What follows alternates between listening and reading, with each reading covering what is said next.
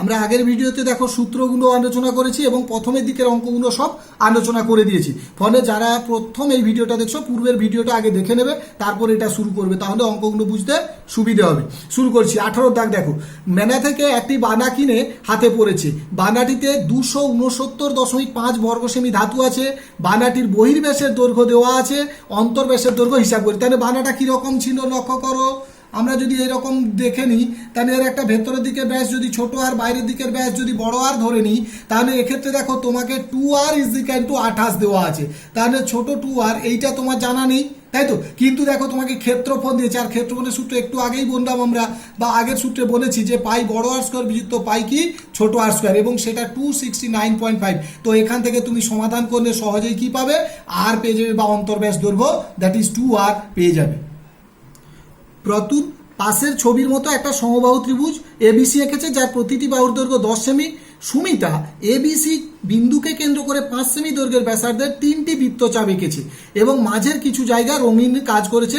হিসাব করে রঙিন জায়গার ক্ষেত্রফল নির্ণয় করি। এবার লক্ষ্য করো ছবিটা দিয়ে, তাহলে এই যে মাঝের জায়গাটা সে রঙিন করেছে, এইটার ক্ষেত্রফল চাই। তো তাহলে আগে আমাকে জানতে হবে এবিসি ত্রিভুজ কি ত্রিভুজ, সমবাহু ত্রিভুজ। সমবাহু ত্রিভুজের ক্ষেত্রফলের সূত্র কি জানো না, √3/4 ইন্টু বাহু স্কোয়ার। এইটা তোমার টোটাল ক্ষেত্রফল। এখান থেকে এই যে 3টে বৃত্তাকার অংশ আছে এদের ক্ষেত্রফল চাই। কি করবে লক্ষ্য করো, আমি বৃত্তের ক্ষেত্রফল জানি πr²। এই প্রতিটা টুকরোর যে ক্ষেত্রফল লক্ষ্য করো, এগুলো কি সমবাহু ত্রিভুজ মানে 60 ডিগ্রি কোণ করেছে।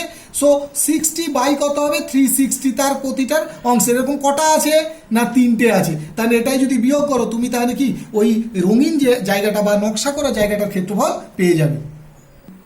দেখো 18 দাগের অঙ্কটা তো এই অন্তর্ব্যাস 2r, বহির্ব্যাস 2 ক্যাপিটাল আর ধরেছি। 2 ক্যাপিটাল আরটা দেওয়া ছিল এবং বাকিটা দেখো বসিয়ে সমাধান করতে আমরা 2r পেয়ে গেছি। ছোট হাতের কত 10.5, এবং তাহলে অন্তর্ব্যাস 2r সমান কত হবে 21। ঠিক আছে। এরপরে দেখো 19 দাগেরটা রঙিন জায়গার ক্ষেত্রফল চাইছিল, তাই তো। তো আমি দেখো সমবাহু ত্রিভুজের ক্ষেত্রফলের সূত্র লিখেছি, পরে ওই যে প্রতিটা বৃত্তাকার অংশ তাদের ক্ষেত্রফল লিখেছি। দেখো 3টে ছিল তাই 3 গুণ করা হয়েছে, বিয়োগ করে রেজাল্ট পেয়ে গেছি কি বা ওই জায়গাটা। রাবেয়া একটি বড় কাগজে 21 সেমি বাহু বিশিষ্ট সমবাহু ত্রিভুজ আঁকলো। ওই সমবাহু ত্রিভুজের একটি অন্তর্বৃত্ত অঙ্কন করে বৃত্তাকার জায়গাটি রঙিন করলো। আমি রঙিন জায়গার ক্ষেত্রফল হিসাব করি। দেখো আমি একটা সমবাহু ত্রিভুজ তাহলে অঙ্কন করছি, আমার মূল কাজ কি হবে, এর মধ্যে একটা অন্তর্বৃত্ত অঙ্কন করা। আমাকে চাইছে এই অন্তর্বৃত্তের ক্ষেত্রফল। তো অন্তর্বৃত্তের ক্ষেত্রফল পেতে গেলে আমাকে একটা কি বৃত্তের ব্যাসার্ধ চাই, দ্যাট ইজ এই আরটাকে চাই। একটু লক্ষ্য করো সব দিক থেকে এটা আর হবে। আমি এই বৃত্তটাকে দেখো 3টা টুকরে ভাগ করার চেষ্টা করছি। কিরকম টুকরোগুলো দেখো তো, এইটা একটা টুকরো করলাম এদিকে। তাহলে দেখো যদি আমি ত্রিভুজটার নাম ABC দিতাম, এখানে যদি কেন্দ্র ও দিই, তাহলে যে টোটাল যে ত্রিভুজটা ABC তার 3টে ভাগ হচ্ছে। দেখো ত্রিভুজ BOC যুক্ত ত্রিভুজ AOC যুক্ত ত্রিভুজ AOB, তাই তো। তাহলে দেখো এই যে ত্রিভুজগুলোর ক্ষেত্রফল হাফ ভূমি ইন্টু উচ্চতা থেকে পাবো। আবার দেখো এইটা সমবাহু ত্রিভুজের ক্ষেত্রফলের সূত্র √3/4 ইন্টু বাহু স্কোয়ার। তাহলে সূত্রগুলো জাস্ট বসিয়ে দিলে বাকি আমি আর এর মান পেয়ে যাব। আর পেয়ে যাওয়া মানে আমার মূল কাজ কি ক্ষেত্রফল, দ্যাট ইজ πr²ও কি হবে পেয়ে যাব। দেখি আমরা কিভাবে পাচ্ছি। দেখো আমরা যেটা বলছিলাম যে বড় ত্রিভুজটাকে 3টে ছোট ছোট ত্রিভুজের টুকরোতে ভাগ করেছি, প্রত্যেকের ক্ষেত্রফলের সূত্র লাগিয়েছি, সেখানে আর এর মান পেয়ে গেলাম। আর পেয়ে যেতে πr² ক্ষেত্রফলটা পেয়ে গেলাম। একটি সমবাহু ত্রিভুজের পরিবৃত্তের ক্ষেত্রফল 462 বর্গ সেমি। ত্রিভুজটির প্রতিটি বাহুর দৈর্ঘ্য হিসাব করে লিখি। দেখো ত্রিভুজটা কি সমবাহু ত্রিভুজ। সমবাহু ত্রিভুজের পরিবৃত্তের কি চাইছে, ক্ষেত্রফল দিয়ে দিয়েছে তোমাকে কিন্তু, অর্থাৎ কি πr² সমান কত দিয়েছে 462। তুমি এখান থেকে খুব সহজে দেখো আর পেয়ে যাবে, তাই তো। আচ্ছা আর যদি পেয়ে যাও, আর কোনটা এইটা, কিন্তু তোমার তো দরকার কি সমবাহু ত্রিভুজের বাহুর দৈর্ঘ্য, তাই এটাকে বাড়িয়ে দাও। দেখো আমি যদি ত্রিভুজটার নাম ABC দিতাম, তাহলে এখানে যদি কেন্দ্র ও দিই, এটা যদি ডি দিই, তাহলে AOটাই কত আর। এখন প্রশ্ন হচ্ছে এই যে AO নেন্ত্রাকে কি তুমি জানো 2/3 AD, কেন না দেখো এই বিন্দুতে, অর্থাৎ কি এটাকে ভর কেন্দ্র বলি আমরা, হ্যাঁ বৃত্তের যেটা কেন্দ্র ত্রিভুজের ভর কেন্দ্র, যেটা কিনা AD মধ্যমাকে ও বিন্দুতে 2:1 অনুপাতে বিভক্ত করে, তাই তো। তার মানে AO পজিশনটা কি আসছে, AO 2/3 AD। এবার AOটাকেই তুমি বলছো কি আর, আর পেয়ে গেছো, আর যদি পেয়ে যাও দ্যাট ইজ এডি মানে মধ্যমা 3r/2, তাহলে তোমার এলো কি মধ্যমা। এবার দেখো তুমি ত্রিভুজের বাহু যে কোনো যদি এবি বলি, কি সূত্র জানো?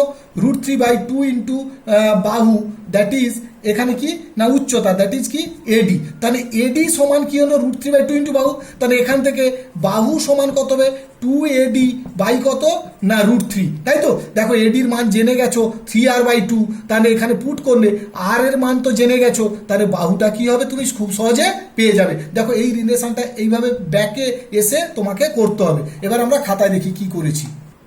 দেখো πr² 462, সেখান থেকে আর খুব সহজে পেলাম। যেই আর পেলাম আমি যেটা বলছিলাম ফর্মুলাটা AO সমান 7√3 দ্যাট ইজ 2/3 AD, এখান থেকে এডি পেলাম। এডিটা কি উচ্চতা, এবার দেখো উচ্চতা সূত্র কি √3/2 ইন্টু বাহু, সেখান থেকে তাহলে বাহুটা পেয়ে গেলে, ওটাই তোমার কি ছিল প্রশ্ন। 22 দাগে দেখো একটি ত্রিভুজের পরিসীমা 32 সেমি, ত্রিভুজটির অন্তর্বৃত্তের ক্ষেত্রফল দেওয়া আছে কত 38.5 বর্গ সেমি। ত্রিভুজটার ক্ষেত্রফল চাইছে, তাই লক্ষ্য করো আমার যদি এইটা একটা ত্রিভুজ হয়, তার একটা অন্তর্বৃত্ত আছে, তার ক্ষেত্রফল দেওয়া আছে, তাহলে তুমি এখান থেকে কি আর পেয়ে যাবে। কেন না πr² তোমাকে দিচ্ছে 38.5, এখান থেকে তুমি কি প্রথমে আর বের করে নাও। যেই আর বেরিয়ে গেল তুমি এই ত্রিভুজটাকে কি করবে 3টে পার্টে ভাগ করো, ছোট ছোট ত্রিভুজে। কিরকম আমি একটু দেখাচ্ছি, দেখো এরকম 3টে ছোট ছোট। তাহলে এখানে সেই আগের মতো যদি আমি ABC ত্রিভুজ নাম দিই, ও যদি কেন্দ্র হয়, তাহলে ত্রিভুজ ABC সমান ত্রিভুজ কি হবে না OBC যুক্ত ত্রিভুজ কি হবে না AOC যুক্ত ত্রিভুজ কি হবে না এখানে OBC করে নিয়েছি, তাহলে BOA বা AOB যাই নাম দাও। এবারে লক্ষ্য করো হাফ ইন্টু BOCর ক্ষেত্রে কি হবে BC ইন্টু আর প্লাস হাফ ইন্টু কি হবে AC ইন্টু আর প্লাস হাফ ইন্টু কি হবে AB ইন্টু আর। তুমি দেখো AB plus BC plus CA that is পরিসীমা কি দেওয়া আছে 32, তাহলে তোমার half into AB plus BC plus কি CA ইন্টু আর, এখান থেকে খুব সহজে ক্ষেত্রফল পেয়ে যাবে। তাহলে দেখো যেটা বললাম আর প্রথমে বের করলাম হিসেব করে, সেখান থেকে ত্রিভুজের ক্ষেত্রফল যে 3টে ছোট ছোট টুকরো ত্রিভুজ করেছি, সেখানে যেহেতু পরিসীমার মান দেওয়াই আছে অর্থাৎ 3টে বাহুর দৈর্ঘ্যের সমষ্টি, সেখানে বসালেই উত্তর। 23 দাগের অঙ্কটা দেখো 20 সেমি 15 সেমি 25 সেমি বাহু বিশিষ্ট ত্রিভুজের অন্তর্বৃত্ত ও পরিবৃত্তের ব্যাসার্ধের দৈর্ঘ্য হিসাব করে লিখি।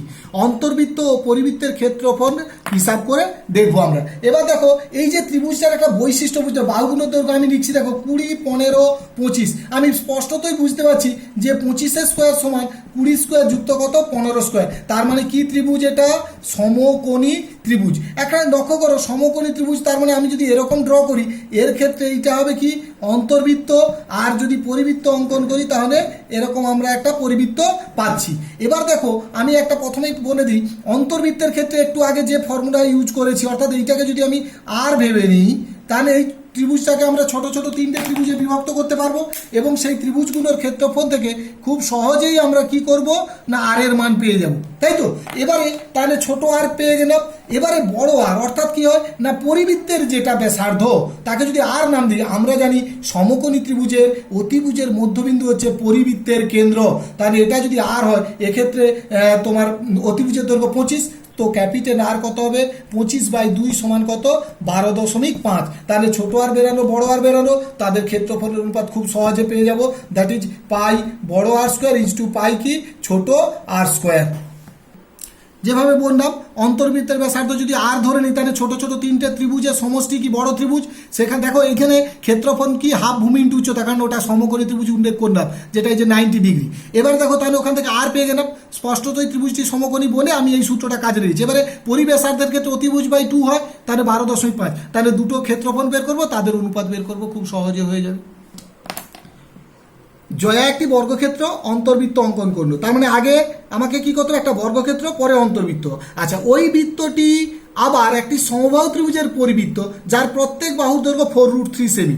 বর্গক্ষেত্রটির একটি কর্ণের দৈর্ঘ্য হিসাব করতে বলছে, তাহলে শুরু করা যায়। আগেই আমাকে তাহলে একটা বর্গক্ষেত্র ড্র করতে হচ্ছে, এবার এই বর্গক্ষেত্রের একটা কি করতে হবে অন্তর্বৃত্ত অঙ্কন করতে বলেছে, তাই তো?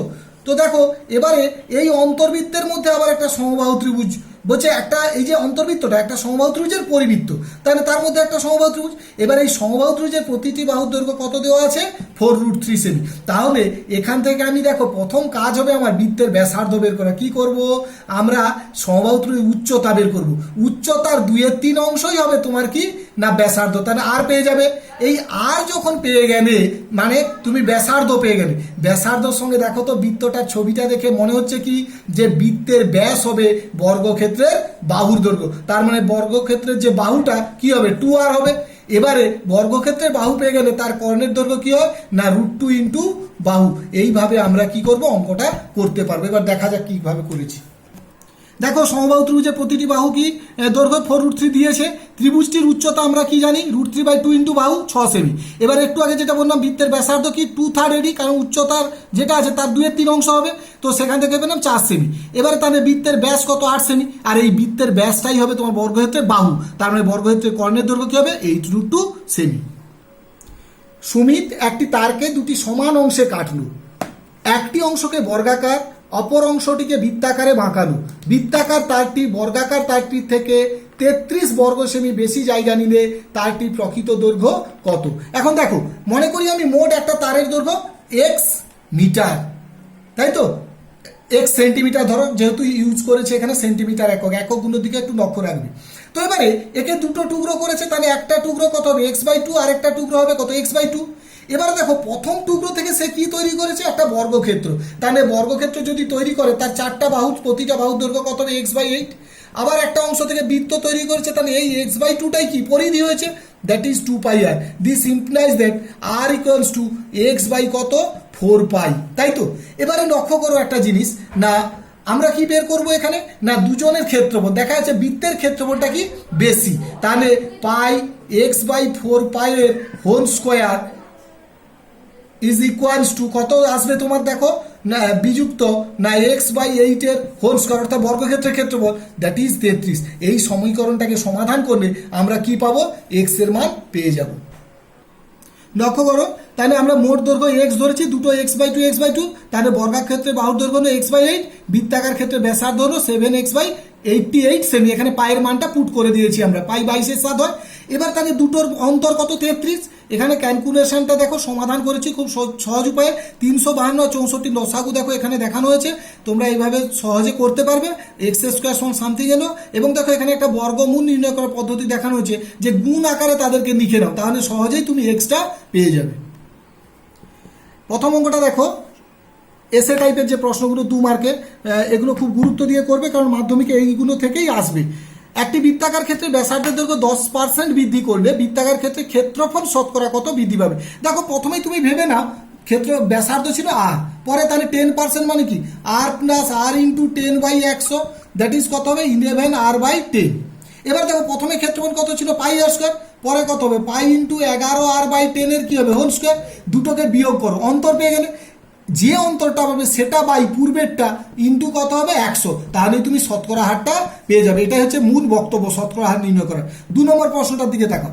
একটি বৃত্তাকার ক্ষেত্রে পরিসীমা 50% হ্রাস করলে, পরিসীমাটাকে 50% হ্রাস করেছে, বৃত্তাকার ক্ষেত্রের ক্ষেত্রফল শতকরা কত হ্রাস পাবে? আচ্ছা প্রথমেই মনে করে নাও তার পরিসীমা ছিল 2πr, 50% হ্রাস পেয়েছে, তাহলে কত হবে? 2πr ইন্টু কত? 50/100, দ্যাট ইজ কত হবে? πr। এখন প্রশ্ন হচ্ছে তাহলে এইটা যদি তার পরিসীমা হয়, তাহলে তার ব্যাসার্ধ কত? না আমাদের তো ফর্মুলাতে ফেলতে গেলে 2πr, দ্যাট ইজ কত হবে? r/2। তাহলে পূর্বের ব্যাসার্ধ ছিল r, নতুন ব্যাসার্ধ হলো কত? r/2। তাহলে তাদের ক্ষেত্রফল কতটা কমেছে আমরা বের করতে পারবো। এর ক্ষেত্রফল বের করবো, এর ক্ষেত্রফল বের করবো, দিয়ে বিয়োগ করে আমরা হিসাব করার চেষ্টা করবো। দেখি কিভাবে করা যায়।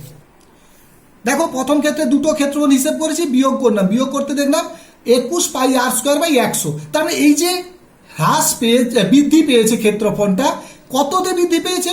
না πr² বৃদ্ধি পেয়েছে। তাই ক্ষেত্রফল বৃদ্ধি বাই πr² ইন্টু 100 করলে তুমি, যেহেতু পার্সেন্ট চিহ্ন দিইনি কেন, এখানে শতকরা বৃদ্ধি লিখেছি, তুমি যদি শতকরা বৃদ্ধি না লেখো, ক্ষেত্রফল বৃদ্ধি লেখো, তাহলে পার্সেন্ট চিহ্ন দেবে এখান থেকে শুরু করে।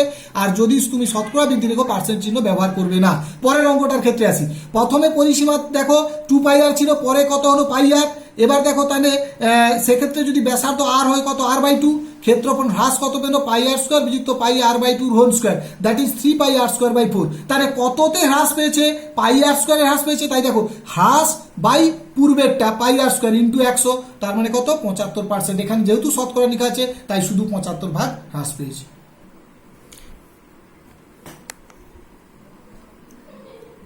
তিনের দাগেরটা দেখো, একটি বৃত্তাকার ক্ষেত্রে ব্যাসার্ধের দৈর্ঘ্য r মিটার, অন্য একটি বৃত্তাকার ক্ষেত্রে ব্যাসার্ধের দৈর্ঘ্য কত হলে তার ক্ষেত্রফল প্রথম বৃত্তের ক্ষেত্রফলের x গুণ হবে। তাহলে দেখো আমি মনে করছি যে একটি বৃত্তাকার ক্ষেত্রে ব্যাসার্ধ তো r মিটার দেওয়াই আছে, আমি অপরটার মনে করি ক্যাপিটাল আর।